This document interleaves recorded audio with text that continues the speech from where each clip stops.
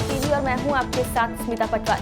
चलिए रुक करेंगे उत्तराखंड की तमाम बड़ी खबरों का, लेकिन उससे पहले एक नजर आज की हेडलाइंस पर। जोशीमठ का दौरा कर दून में सीएम धामी ने की बैठक। चमोली डीएम को आपदा के लिए जारी किए 11 करोड़। उत्तराखंड में तेजी से बढ़ रहा कोरोना, देहरादून में मिले 4 नए कोरोना संक्रमित मामले। अल्मोड़ा में महिला अस्पताल में 3 दिन के नवजात की मौत, अस्पताल प्रबंधन पर उठ रहे कई तरह के सवाल। हरिद्वार में इन दिनों कड़ाके की सर्दी पड़ रही है। ज्वालापुर की रहने वाली रानी गुजरी, जो कि किन्नर समाज की प्रमुख है, उनके द्वारा अपने किन्नर चेलों के साथ ज्वालापुर रेलवे स्टेशन के आसपास सड़क के किनारे रह रहे गरीब और जरूरतमंद लोगों को कंबल बांटे गए। ठंड में किन्नरों से कंबल पाकर लोगों ने उन्हें दुआएं दी। वहीं समाज में किन्नरों द्वारा किए गए इस कार्य की सराहना की जा रही है। मैं लवली चौहान, गुरु रीना और गुजरी जी और आप लोगों के सहयोग से इतना अच्छा काम किया है रीना गुजरी जी ने। हम लोगों ये बेचारे जो हैं, ये लोग सर्दी से परेशान हो रहे हैं। गुरु जी का ये कहना है कि मतलब हम लोग तो घर में छुप जाते हैं, बैठ जाते हैं, ये लोग नहीं कर पाते हैं अपना गुजर बसर। ईश्वर किसी को भी किसी का मोहताज ना रखे, खूब खुशी की बाहर दिखाए। सब लोग इस समाज का हिस्सा हैं, हम सब लोग, और आप लोगों का प्यार हमेशा ऐसे ही बना रहे। आप लोगों की कृपा से, ईश्वर की कृपा से रीना गुजरी जी ने एक छोटा सा ये प्रयास किया है। ईश्वर ऐसे ही इनको बनाए रखे और आप सब लोगों का प्यार रहे। आप समाज का एक हिस्सा हैं हम लोग भी, और आप लोगों के साथ ही हम लोगों का सब कुछ है। जय हिंद, जय भारत। माता जी, आपने कंबल वितरण का कार्य किया है, कितना जरूरी है समाज के लिए इस तरह का निरंतर कार्य? देखिए, ऐसा है, सब हरिद्वार ज्वालापुर निवासियों को मेरा प्रणाम, और सबको बच्चों वालों के बच्चे जीते रहें। बहुत ठंड पड़ रही है, कंबल बांटने का विषय ये है। रात को क्या कहें, अब जो फिलहाल रात में हम लोग किन्नर समाज के निकले हैं अपने चेलों को लेके, तो इसलिए निकले हैं, क्या कहें, हमें ये पता लग जाए सर्दी का। इस टाइम इतना आतंक उतरा हुआ है सर्दी का पता लगता है रात को निकल के।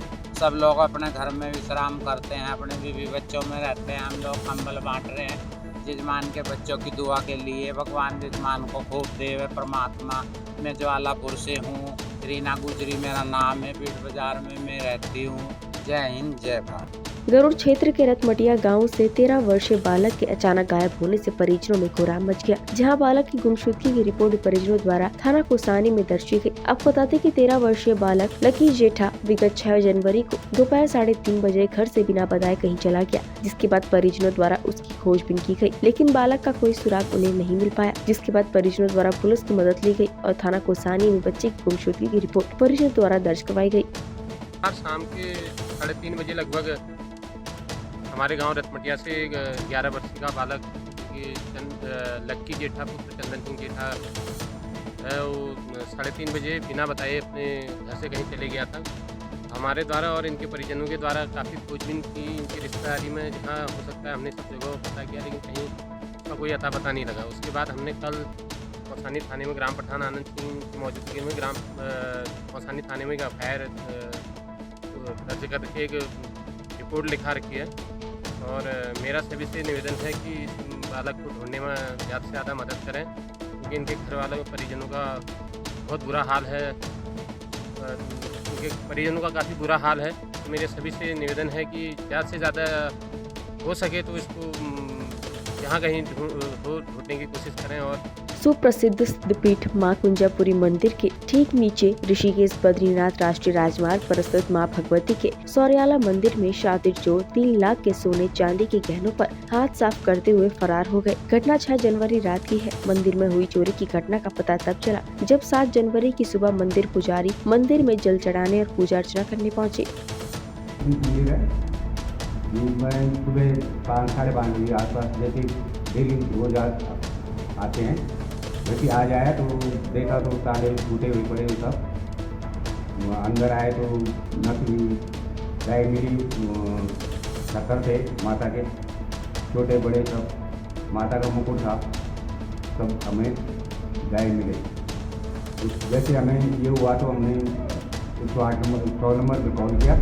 वैसे पुलिस आए, पुलिस ने तहकीकात किया और उसके बाद में सुराग नहीं मिल पाया।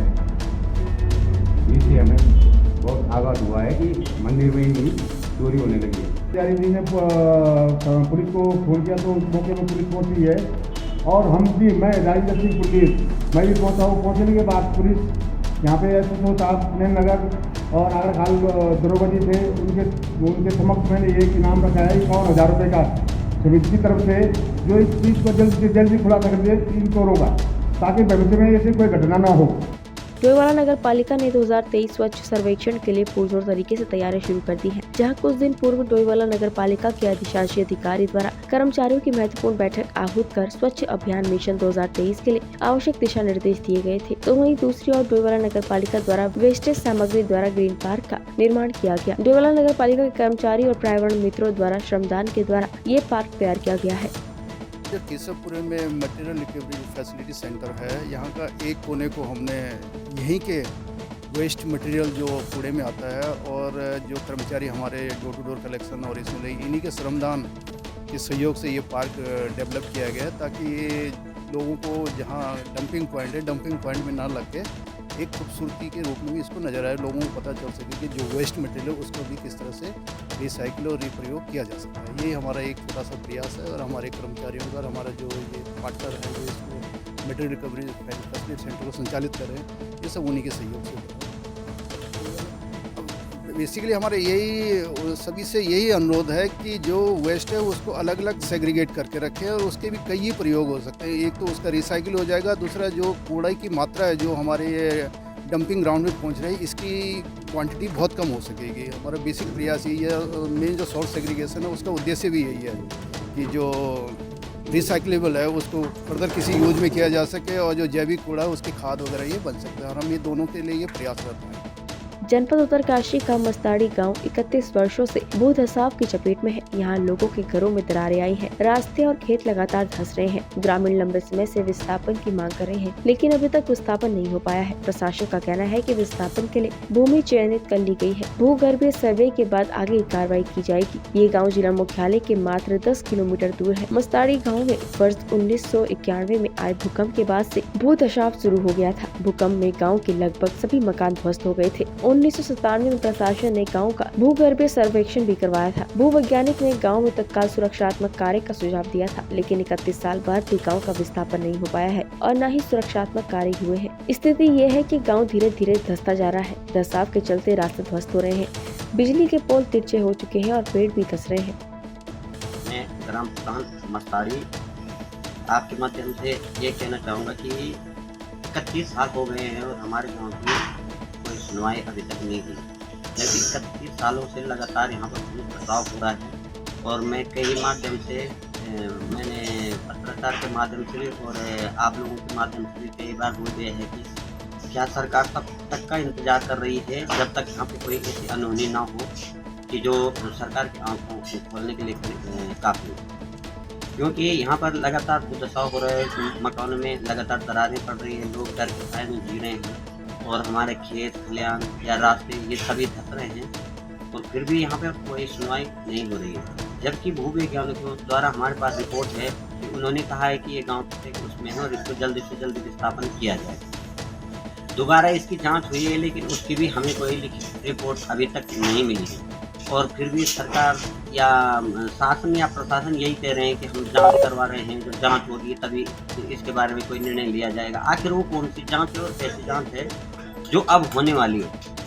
तो मैं ये कहना चाहूँगा कि अगर हमारा गांव खतरे के उसमें नहीं है तो हमें ये लिखित रूप में दे दिया जाए, भाई तुम्हारा गांव कोई खतरे के उसमें नहीं है और तुम आराम से रह सकते हैं यहीं पे, और खतरे के उसमें है तो फिर ये जांच का क्या खेल चल रहा है कि जो मतलब 31 सालों में जो सरकार जांच नहीं करवा पाई, आखिर ऐसा मतलब लापरवाही ऐसा क्यों की जा रही है? क्या यही इंतजार?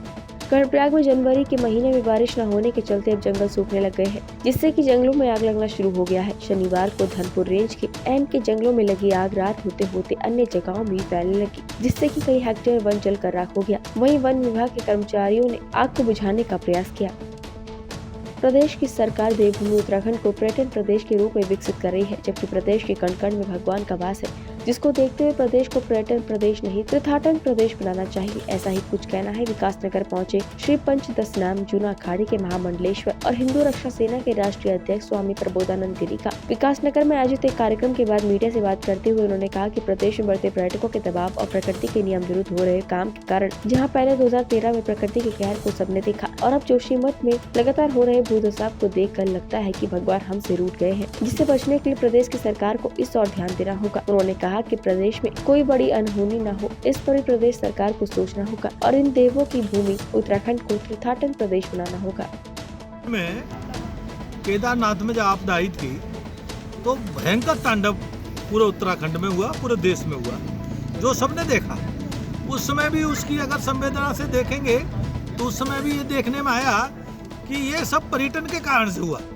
वहाँ पर बहुत ज़्यादा पर्यटकों का दबाव हो गया और इसीलिए वहाँ का जो मूल स्वरूप है, मूल संस्कृति है, वो बिगड़ने लगी। तो उसका परिणाम हुआ 2013 की घटना हुई। उस समय भी हम लोगों ने कहा था, संतों ने कहा था कि भारत सरकार को ये पर्यटन पर रोक लगानी चाहिए, लेकिन लगता है कि ये तो सरकारें बहरी हैं। अब भी उसे पर्यटन का के नाम पर वहाँ पर जोशीमठ में जो है काम चल रहा है, उसके कारण से अब जोशीमठ को ढहने की योजना हो गई है। आपको दिखाई देता है वो जोशीमठ में कई सारे मकान, कई सारे घर, कई सारी बिल्डिंगें में गिरने की स्थिति में, धंसने की स्थिति में। तो आप बार बार कहा जा रहा है कि उत्तराखंड वास्तव में ये सांस्कृतिक और आध्यात्मिक भूमि है, तो इसके स्वरूप को सरकार को बनाए रखना इसकी जिम्मेदारी है। हम ये नहीं कहते कि आप विकास करो, मत करो, विकास करो, लेकिन ऐसा विकास करो जो यहाँ के आध्यात्मिक स्वरूप की सुरक्षा हो। आध्यात्मिक स्वरूप की सुरक्षा होगी तो सबकी सुरक्षा होगी।